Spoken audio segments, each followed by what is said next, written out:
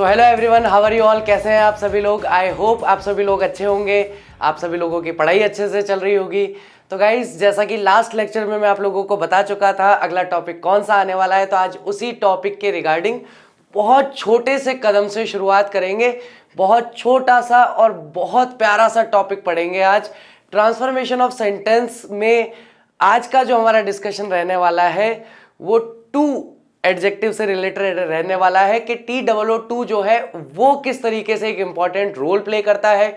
Maximum number of time देखा गया है कि भाई क्वेश्चन जो है उसी में से पूछा जाता है या उसी के रिगार्डिंग क्वेश्चन ज्यादा आते हैं। तो उसके बारे में आज बिल्कुल बेसिक बात करेंगे, बिल्कुल मूलभूत चर्चा करेंगे। लेकिन उससे पहले ये समझ लेते हैं कि ट्रांसफॉर्मेशन ऑफ सेंटेंस आखिरकार भला क्या है। तो किस तरह का टॉपिक है, किस तरह का सब्जेक्ट है, इसमें हम करने क्या वाले हैं। बिल्कुल जो आपने लास्ट मेरे साथ 3 टॉपिक कंप्लीट किए हैं, बिल्कुल उन्हीं के तरह का नेचर है। बिल्कुल अलग नेचर नहीं है, नेचर में बिल्कुल वैसा ही है। एक वाक्य से या तो 2 वाक्य बना लेंगे या 2 वाक्यों से 1 वाक्य बनाने का काम करेंगे। आप लोगों को जान करके ताज्जुब होगा कि active, passive voice, direct indirect speech, synthesis, ये तीनों ट्रांसफॉर्मेशन ऑफ सेंटेंस का ही हिस्सा है। आप लोगों को शायद शौक होगा ये बात जान के, जिन्होंने अब तक पढ़ा नहीं होगा खुद से। जो खुद से थोड़ा बहुत एक बार पढ़ के आए होंगे उनको तो पता है, क्योंकि उन्होंने एक बार अगर पेज पलट के भी देख लिए होंगे तो अच्छा, एक्टिव पैसिव वॉइस भी अच्छा, डायरेक्ट इनडायरेक्ट स्पीच भी अच्छा, ठीक है, अच्छा सिंथेसिस वाले रूल भी आ रहे इसमें, अच्छा ये भी ठीक है। तो सारे के सारे टॉपिक्स जिसमें भी एक वाक्य के स्वरूप को परिवर्तित किया जाता है दूसरे वाक्य के स्वरूप में। बात को ध्यान से सुनना, एक वाक्य के स्वरूप को दूसरे वाक्य के स्वरूप में बदल दिया जाता है, लेकिन उस परिवर्तन में अर्थ का परिवर्तन नहीं होना चाहिए।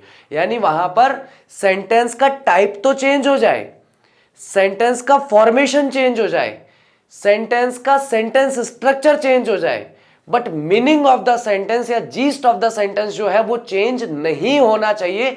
सेंटेंस कहना क्या चाहता है उसमें किसी प्रकार का परिवर्तन नहीं होना चाहिए। अगर परिवर्तन हुआ तो ट्रांसफॉर्मेशन ऑफ सेंटेंस नहीं हुआ, और अगर परिवर्तन नहीं हुआ और सेंटेंस भी चेंज हो गया तो इसका मतलब आपने ट्रांसफॉर्मेशन ऑफ सेंटेंस बिल्कुल सही तरीके से किया है।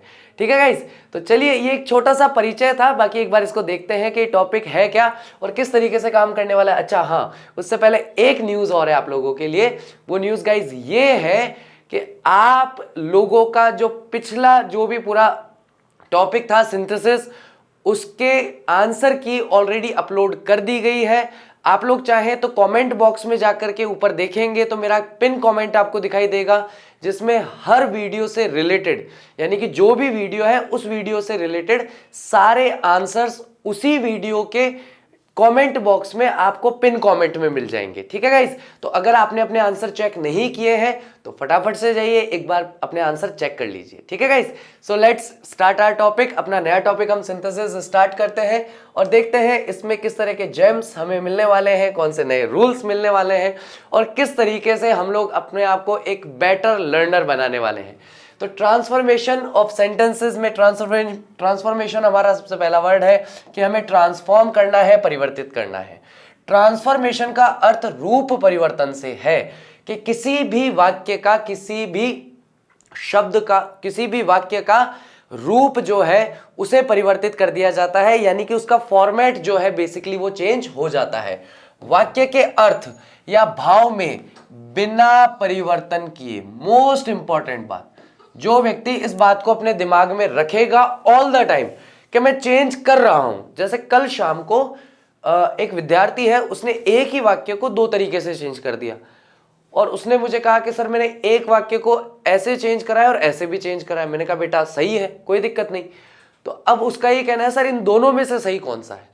तो ध्यान रखना, जब एक वाक्य को बदला जाता है तो कई बार एक से ज्यादा तरीके भी हो सकते हैं उसको बदलने के लिए, तो इसलिए उसमें से गलत और सही का प्रश्न नहीं होता। आपने वहां कौन सा रूल अप्लाई किया है वो रूल अप्लाई करना होता है। साथ ही साथ हमें कोशिश करनी होती है कि हम वाक्य को जितना कॉम्पैक्ट, जितना छोटा बना सकें और छोटा बनाते हुए ज्यादा से ज्यादा जानकारी दे सके बिना किसी कंफ्यूजन के, वो तरीका सबसे बेस्ट माना जाता है। कि आपने वाक्य के साइज को छोटा कर दिया, साइज को छोटा करने के बाद आपने उसको जिस तरीके से लिखा है अर्थ में परिवर्तन नहीं आ रहा, भाव में परिवर्तन नहीं आ रहा, साइज भी कम हो गया और साथ ही साथ वाक्य भी सार्थक बन गया, तो आप जीत गए, आप उस समय विजेता है, कोई दिक्कत नहीं है उसमें। उसके रूप या बनावट में बदलाव करना ट्रांसफॉर्मेशन ऑफ सेंटेंस कहलाता है। यानी कि जैसा उसका सेंटेंस स्ट्रक्चर है, जैसे उसकी बनावट है वाक्य की, उसे बदल दिया जाता है, यही ट्रांसफॉर्मेशन ऑफ सेंटेंस कहलाता है। यह कार्य वाक्य के अर्थ को समझने के बाद ही किया जा सकता है। यानी कि जब तक आप सेंटेंस के मीनिंग को नहीं समझेंगे, जब तक आप क्या नहीं समझेंगे, सेंटेंस के मीनिंग को नहीं समझेंगे, तब तक ट्रांसफॉर्मेशन करना थोड़ा सा मुश्किल है, थोड़ा सा जोखिम भरा है। क्योंकि जब आप अर्थ नहीं समझते हैं और उसके स्वरूप को बदलने की कोशिश करते हैं, तो डेफिनेटली आपने जिस स्वरूप में बदला है आप उस अर्थ को भी नहीं समझ पा रहे, तो हो सकता है भाव या अर्थ चेंज हो गया हो। और हमें क्या करना है, भाव या अर्थ को परिवर्तित नहीं करना है, भाव या अर्थ में परिवर्तन नहीं करना है। तो इसलिए जिस वाक्य को हम बदल रहे हैं उसका भाव और अर्थ भी पता होना चाहिए, और जिस वाक्य में बदल रहे हैं उसका भाव और अर्थ भी हमें साथ ही साथ पता होना चाहिए। ठीक है, वाक्य के परिवर्तन की विधा उसके प्रकार पर निर्भर करती है। किसी भी वाक्य में किस प्रकार का ट्रांसफॉर्मेशन होना है, किस तरीके से उसको परिवर्तित करना है, उसका जो तरीका होगा, विधा मतलब उसका जो तरीका होगा, वह उसके प्रकार पर निर्भर करेगा कि किस प्रकार का वाक्य है। एक्टिव पैसिव वॉइस का वाक्य है, मेरा बहुत मन है कि डायरेक्ट इनडायरेक्ट स्पीच का रूल लगा करके इसे चेंज कर दूं। एक्टिव पैसिव वॉइस का वाक्य है, मेरा मन है, डायरेक्ट इनडायरेक्ट स्पीच का रूल लगाऊंगा, उस रूल से चेंज करूंगा, ऐसे थोड़ी होता है। तो वाक्य के प्रकार पर निर्भर करेगा कि भाई ये वाक्य किस प्रकार का है, और जिस प्रकार का है उसी प्रकार का नियम लगाना पड़ेगा। एक्टिव वॉइस का वाक्य है तो एक्टिव पैसिव वॉइस का रूल लगाओ, डायरेक्ट इनडायरेक्ट स्पीच का वाक्य है तो डायरेक्ट इनडायरेक्ट स्पीच के रूल लगाओ, अपने मन से रूल अप्लाई मत करो। अतः भिन्न भिन्न वाक्यों को भिन्न भिन्न प्रकार से बदला जाता है। यहां भिन्न प्रकार के वाक्यों को बदलने की विधि का उल्लेख किया जा रहा है, यानी कि अलग अलग सेंटेंसेस को कैसे अलग अलग टाइप से चेंज किया जा सकता है उसके बारे में हम बात कर रहे हैं। Sentences containing the adverb too, यानी कि ऐसे सेंटेंसेस जिसमें एडवर्ब दिखाई देता है। कौन सा एडवर्ब दिखाई देता है, टू। तो टू जो है सामान्यतः भी के अर्थ में आ जाता है। ठीक है, किस अर्थ में आ जाता है, भी के अर्थ में आ जाता है। लेकिन क्या टू हमेशा या हर वाक्य में भी का ही अर्थ देता है, यह देखने वाली बात है। चलिए देखते हैं, एडवर्ब टू हटाकर वाक्य का स्वरूप बदलना। किस तरीके से टू को हटा करके हम वाक्य के स्वरूप को बदल सकते हैं। इस प्रकार के वाक्यों को दो भागों में विभाजित किया जा सकता है। पहला, जहां स्थिति बनती है ये कि पहले टू आया, उसके बाद में एक एडजेक्टिव आया, तथा एडजेक्टिव के बाद में यहां क्या लिखा हुआ है, इन्फिनेटिव आया। इन्फिनेटिव के बारे में हम काफी सारे वाक्यों में, काफी सारे टॉपिक्स में बात कर चुके हैं। टू प्लस वर्ब की फर्स्ट फॉर्म क्या कहलाता है, इन्फिनेटिव कहलाता है, जो क्रिया का संज्ञा रूप है। क्या है बोलो, क्रिया का संज्ञा रूप है। वर्ब को जब हम नाउन की तरह इस्तेमाल करते हैं तो वहां पर हम नाउन से क्या बना लेते हैं, इन्फिनेटिव बना लेते हैं। कैसे बना लेते हैं, तो उस वर्ब से पहले टू लगा दोगे तो वो इन्फिनेटिव हो गया, और फिर वो नाउन की तरह काम करना शुरू कर देगा। ठीक है गाइस, तो क्या लिखा हुआ है यहाँ, टू के बाद एडजेक्टिव तथा एडजेक्टिव के बाद इन्फिनेटिव का प्रयोग हो, यानी इसके बाद में हमें क्या लगाना है, इन्फिनेटिव, जिसमें टू प्लस वर्ब की फर्स्ट फॉर्म आ जाती है। ठीक है, तो इस तरीके से हम उस वाक्य को चेंज कर सकते हैं। अब देखिए नीचे एक एग्जाम्पल दिया गया है, हम देखते हैं कि कैसे इस वाक्य को चेंज किया जाएगा। तो सबसे पहले आ जाएगा टू, तो सबसे पहले आ गया टू, सॉरी डबल ओ था। उसके बाद आ जाएगा एडजेक्टिव, तो ओल्ड, किसी का वृद्ध होना क्या है, उसका एडजेक्टिव है, उसका विशेषण है कि वह वृद्ध है। उसके बाद टू रन, टू रन क्या है हमारा, टू प्लस वर्ब की फर्स्ट फॉर्म है, तो ये इन्फिनेटिव है। इस वाक्य में टू के बाद प्रयुक्त शब्द ओल्ड जो है वो एडजेक्टिव है, तथा उसके बाद प्रयुक्त शब्द टू रन जो है वो एक इन्फिनेटिव है। टू के पश्चात केवल एडजेक्टिव का प्रयोग हो, यानी टू के बाद सीधा एडजेक्टिव लग जाए, the weather is too hot. तो यहां पर टू ओल्ड और टू हॉट जो है, ये टू जो दर्शा रहा है ये किसको दर्शा रहा है, ये भी को नहीं दर्शा रहा है, ये अत्यधिक को दर्शा रहा है। बोलते चलो भाई मेरे साथ, टू जो है किसको दर्शा रहा है, यहां पर भी को ना दर्शा करके अत्यधिक को दर्शाने का काम कर रहा है। तो ये दो तरह के एक वाक्य होते हैं। इन वाक्यों को बदलने का, यानी इन दोनों वाक्यों को बदलने का अलग अलग तरीका है। यदि वाक्य में टू के पश्चात एडजेक्टिव हो और उसके बाद इंफिनिटिव हो तो उसको इस प्रकार से बदला जाता है, यानी कि टू आ जाए, उसके बाद में कोई एडजेक्टिव आ जाए और उसके बाद में टू आ जाए। तो ऐसी कंडीशन में कैसे उसे बदलना चाहिए, चलिए एक बार देख लेते हैं। तो सबसे पहले मुझे इस वाक्य के दो भाग करने पड़ेंगे, और दो भाग कैसे करूंगा मैं, तो ऐसे करूंगा।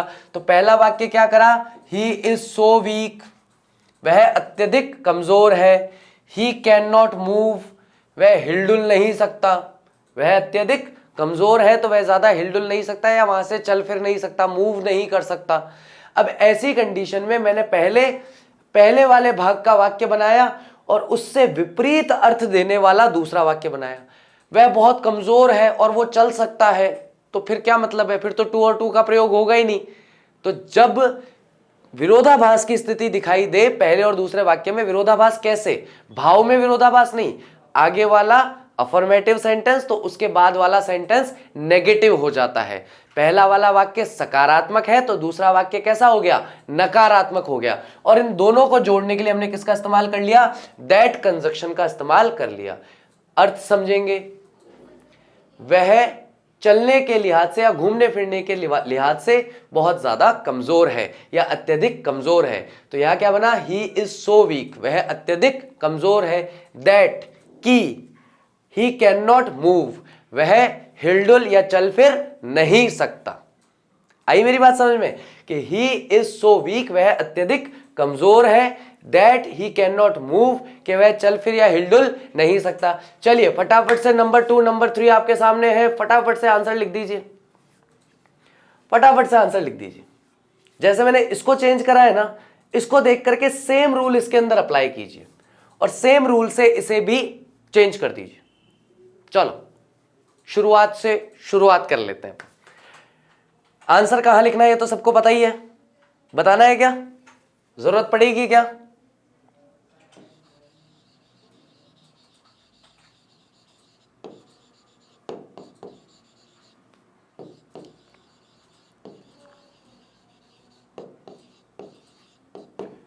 Answers in the comment box. Answers कहां लिखने हैं हमें, कमेंट बॉक्स में लिखने हैं। चलिए तो सेकंड का आंसर क्या मिला हमें यहां पे, तो देखो मैंने अर्थ, इसके अर्थ से इसका अर्थ निकाला।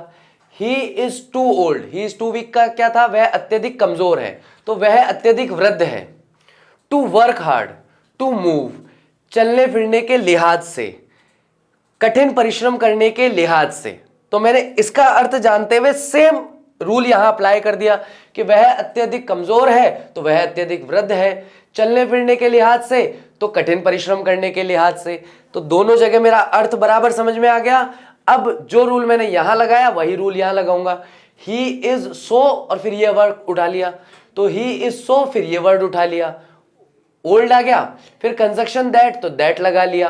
देखो कैसे करा मैंने, ही इज, पहले यहां देखते हैं, ही इज से ही इज मैंने यहां ले लिया, है ना। बहुत गलत चीज सिखा रहा हूं आप लोगों को, ध्यान रखना लेकिन ये केवल विषय प्रवेश के लिए है, केवल इस टॉपिक में अच्छे से एंट्री मिल जाए इसके लिए है। आगे से आगे तक इसका इस्तेमाल मत करते रहना, आगे से आगे नहीं करना है इसका इस्तेमाल, ठीक है। फिर धीरे धीरे अपने अनुभव को डेवलप करना है और रूल अपने आप से अप्लाई करना है, चीटिंग नहीं करनी है। अभी तो मैं बहुत गलत चीज सिखा रहा हूं, चीटिंग करेंगे अभी तो आज हम, ठीक है। कैसे चीटिंग करेंगे, ही इज, ठीक है भैया, यहां पर इसने ऐसे लिया, मैं यहां पे ले रहा हूं, ही इज, ठीक है। उसके बाद जहां टू था वहां सो लग गया, जहां टू था वहां क्या ले लिया, सो, तो यहां भी टू की जगह मैंने सो ले लिया। फिर वीक था तो मैंने वीक ले लिया, ओल्ड था तो मैंने ओल्ड ले लिया। यहां पर दोनों वाक्यों को जोड़ने के लिए मैंने दैट लगाया, यहां पर भी दैट लगा हुआ था इसीलिए मैंने दैट लगा लिया। उसके बाद क्योंकि ही के बारे में बात हो रही है यहां पर भी और यहां पर भी, यहां ही से ही आया, यहां ही से ही मैंने यहां ले लिया, ये ही ले लिया। उसके बाद कैन नॉट मुझे यहां से मिला तो कैन नॉट मुझे मैंने यहां सेम टू सेम अप्लाई कर दिया। उसके बाद मूव मैंने यहां से एज इट इज लिया, तो हार्ड वर्क मैंने एज इट इज लिया।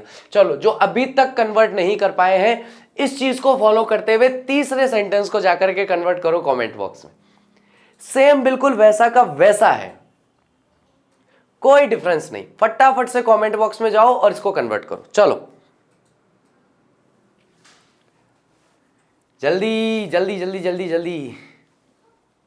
थोड़ा स्लो चल रहे हैं अभी, हम स्लो ही चलेंगे स्टार्टिंग में, ताकि जो स्टूडेंट इंग्लिश के नाम से जिनका भूत भागता है, कम से कम वो लेक्चर के सामने बैठे, इसे अप्लाई करें और इसका आंसर निकाले, ताकि उनका कॉन्फिडेंस बूस्ट हो, उनका कॉन्फिडेंस डेवलप हो कि हाँ हम भी इंग्लिश कर सकते हैं। ठीक है, और इसको कर लिया तो मान लो कि आप इंग्लिश में बहुत कुछ कर सकते हो।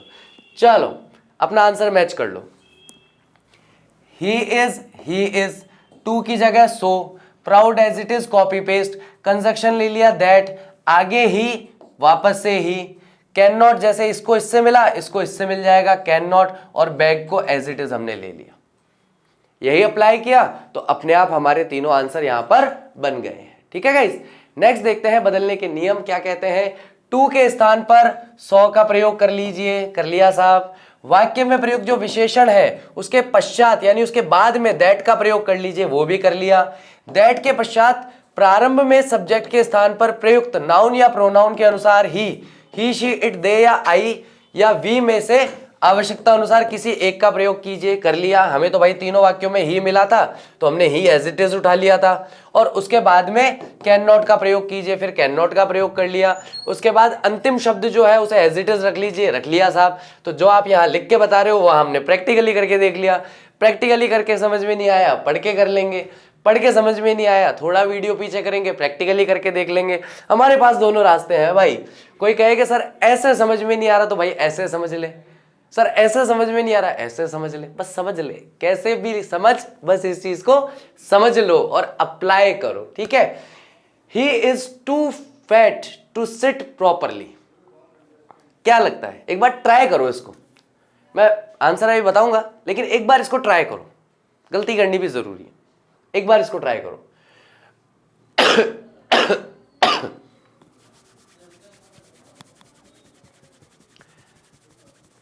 दोनों को ट्राई करके देखना फटाफट से।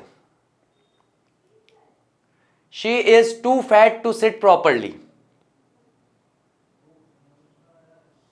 जिसको पिछला रूल समझ में आ गया होगा वो शानदार तरीके से इसे कर लेंगे। चलिए देखें क्या है आंसर। शी इज ले लिया, टू की जगह 100 लगा लिया, फैट को एज इट इज ले लिया, एज इट इज लेने के बाद दैट लगा लिया, फिर ये शी था, इस शी को एज इट इज यहां ले लिया, शी के बाद कैन नॉट लगा लिया, सिट प्रॉपरली को एज इट इज ले लिया। वही रूल फॉलो हुआ, कोई दिक्कत नहीं हुई, सेम रूल फॉलो करके पूरा काम हो गया। अगला, I am too busy to attend the function. अब तो ये देखने के बाद सेकंड वाला तो सारे बहुत बढ़िया से सही कर देंगे।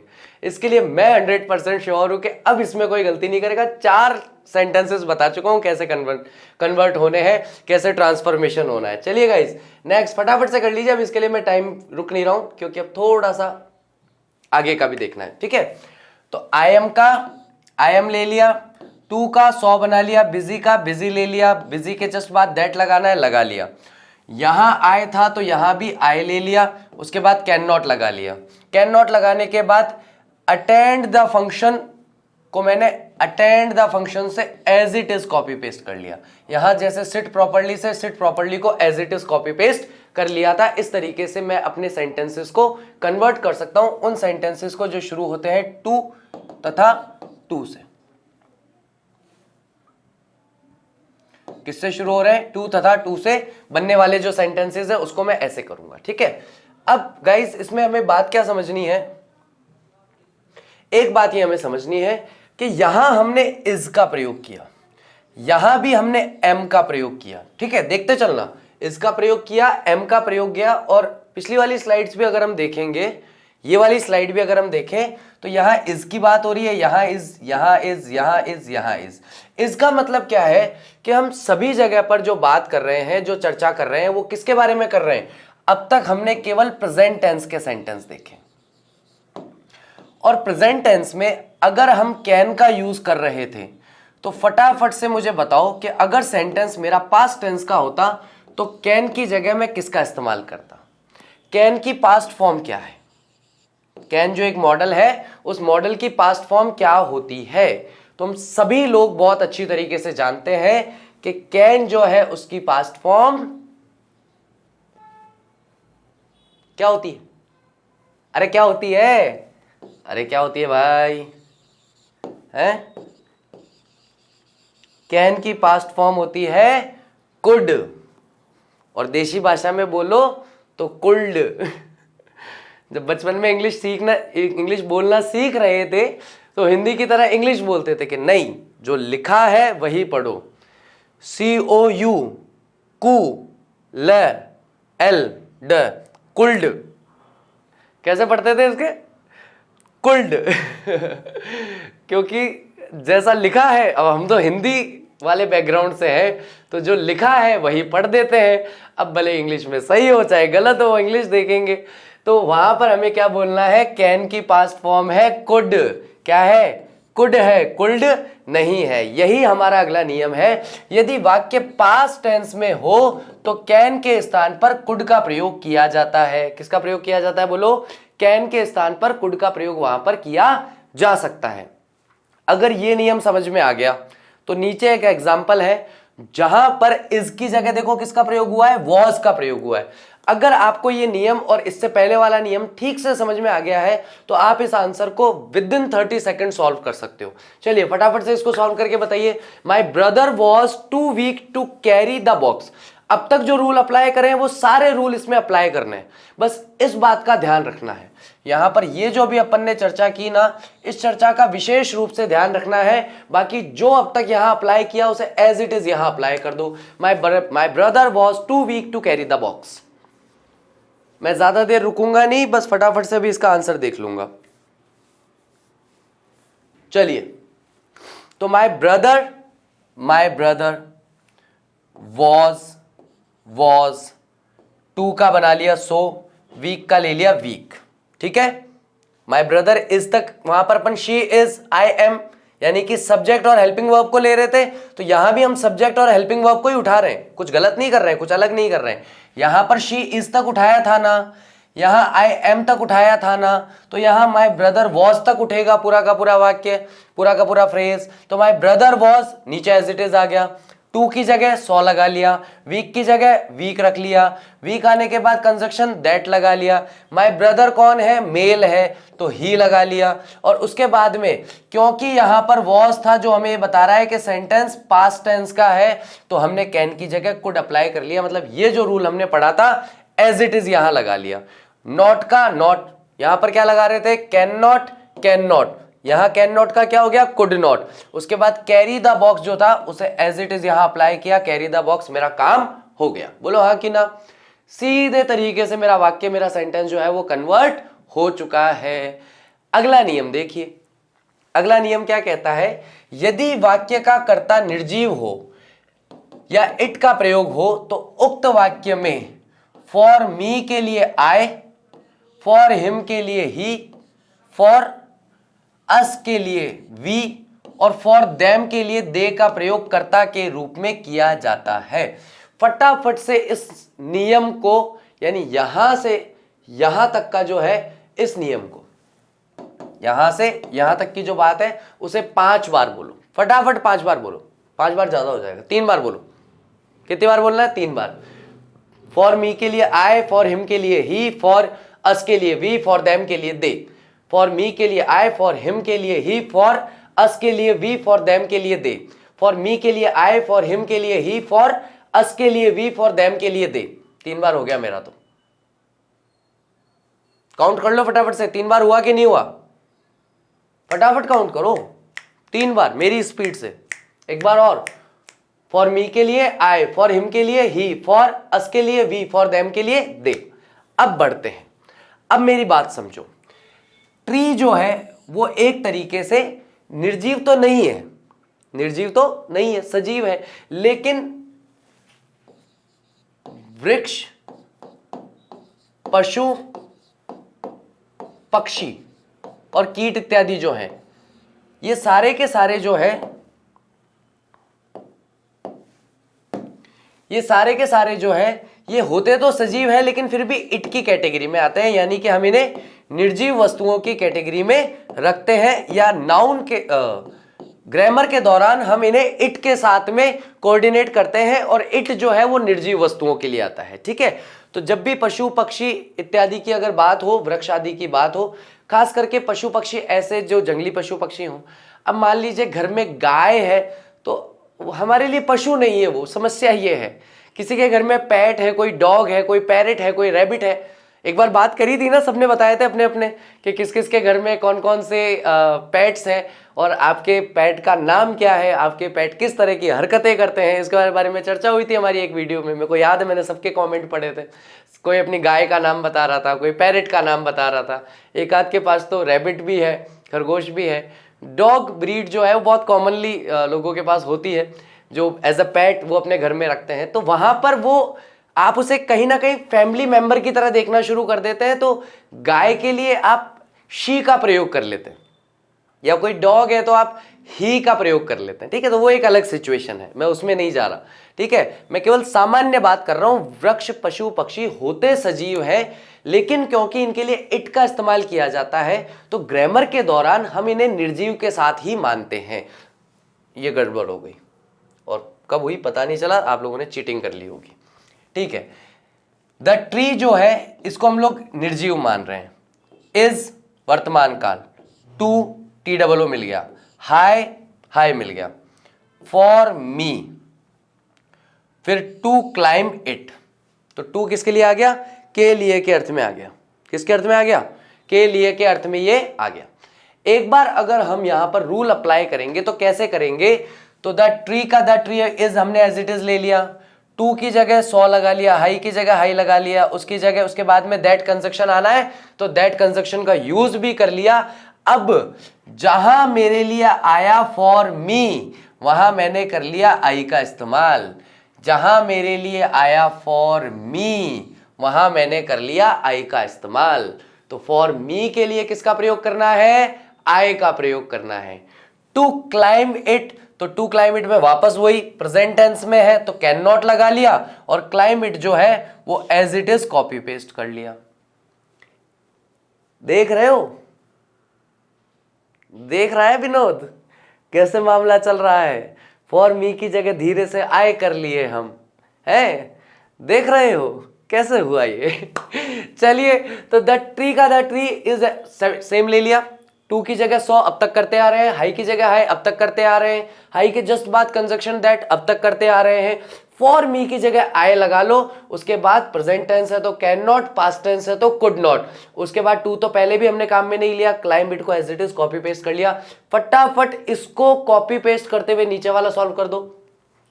सेकंड क्वेश्चन फटाफट से सेकंड एग्जांपल सॉल्व करो। चलिए तो देखते हैं क्या बन रहा है यहां पर। It was too difficult for him to solve the problem. तो इसको हम किस तरीके से चेंज करेंगे? तो इट किसके लिए आया?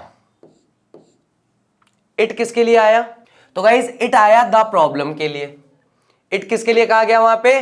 तो इट कहा गया द प्रॉब्लम के लिए। तो हमने इट को उठा करके द प्रॉब्लम की जगह रख दिया, द प्रॉब्लम को उठाकर इट की जगह रख दिया। ना ना ना ना ना, एक्टिव पैसिव वॉइस नहीं कर रहे, एक्टिव पैसिव वॉइस नहीं कर रहे। यदि वाक्य का कर्ता निर्जीव हो या इट का प्रयोग हो तो उस वाक्य में प्रयुक्त फॉर मी के लिए आई, फॉर हिम के लिए ही, फॉर अस के लिए वी, फॉर देम के लिए दे का प्रयोग करना, ये ठीक है ना। तो जब इट का प्रयोग हो रहा है तो इट को दर्शाने वाला कोई शब्द भी तो होगा जिसको इट दर्शा रहा होगा। तो इट यहां पर किसको दर्शा रहा है? द प्रॉब्लम को दर्शा रहा है। किसको दर्शा रहा है? द प्रॉब्लम को। और द प्रॉब्लम कहां है? ये पड़ा द प्रॉब्लम। तो द प्रॉब्लम को उधर ले लिया हमने और इट को हमने इधर डाल दिया। तो उस हिसाब से हमारा वाक्य कैसे बन रहा है?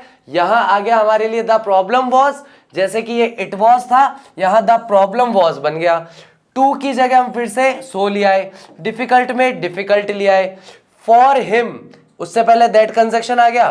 फॉर हिम, ऊपर देखो फटाफट से, अरे छत पे मत देखो भाई, छत पे तो पंखा है जो बंद है क्योंकि अभी चल रही है ठंड। तो यहां पर क्या है भैया? बोलो। फॉर हिम, ढूंढो कहां है? फॉर हिम के लिए ही। चलो ये फॉर हिम की जगह ले लिया ही।